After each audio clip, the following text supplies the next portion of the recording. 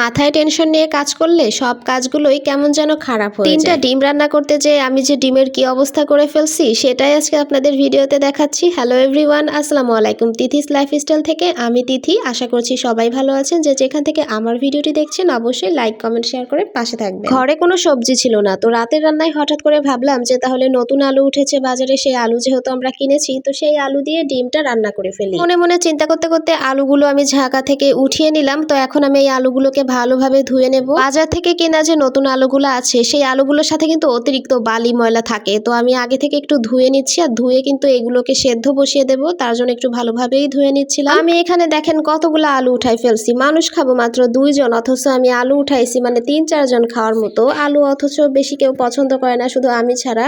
তো আমার তো সব তরকারিতে আলু লাগবেই। তো আমি এখানে ডিম সেদ্ধ বসিয়ে দিয়েছি, তার সাথে এই আলুগুলোকেও এখন আমি দিয়ে দিচ্ছি। ওই যে বললাম মাথায় টেনশন নিয়ে কাজ করলে সব কাজই যেন কেমন হয়ে যায়, তো মাথায় একটা টেনশন ছিল কোন কাজ নিয়ে যেন, তো সেই টেনশনে আসলে সব কাজগুলোই কেমন যেন এলোমেলো হয়ে যাচ্ছে।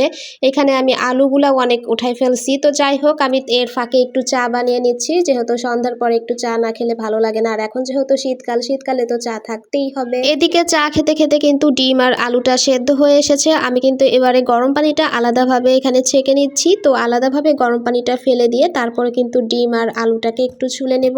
আপনারা কখনো কি নতুন আলুর খোসা এভাবে ছাড়িয়েছেন সেদ্ধ করে? আমি কিন্তু এবার এইভাবে খোসা ছাড়িয়ে নিচ্ছিলাম। আসলে আমাদের বাড়িতে কিন্তু নতুন আলু সেদ্ধ করলে কখনো খোসা ছাড়ায় না, আলুগুলোকে ভালোভাবে ধুয়ে এভাবেই মানে কেটে সুন্দর করে দিয়ে দেয়, যে যেমন মানে খায় আর কি।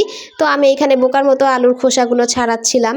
হঠাৎ করে মাথায় আসলো যে না, এই আলুর খোসা তো ছাড়াতে হবে না, যেহেতু এই আলুর চামড়া এমনিতেই পাতলা, খাওয়ার সময় যদি মনে হয় তাহলে ওইটা ফেলে দিতে হবে। হঠাৎ করে চলতে মনে হলো যে ফেসবুকে ভিডিওতে সবাইরই দেখি যে ডিম রান্না করার সময় ডিমটারে বেশ সুন্দর ডিজাইন করিয়া তারপরে কিন্তু তেলের উপরে ভাইজে ডিমটারে ভুনা করে বা ঝোল করে, যে যেটাই করুক। কিন্তু আমিও আজকে সেটাই মনে মনে ভাবছিলাম যে ডিমের মাঝখানে কি সুন্দর কেটে কেটে ডিজাইন করে, সেইভাবে আমিও আজকে করব। কিন্তু ভাবছি যা হইলো ওটা আসলে তার উল্টা। বিকেলবেলায় একটা আপেল কাটছিলাম, তো আপেল কাটার পরে সেই বটিরে মানে ভালোভাবে ধুইছিলাম না, ওরকমই রাখছিলাম। তো আমি আবার ভাবছিলাম যে ডিম রান্না করব, মরিচ পেঁয়াজ কাটা লাগবে, ওইভাবেই কাটবো না।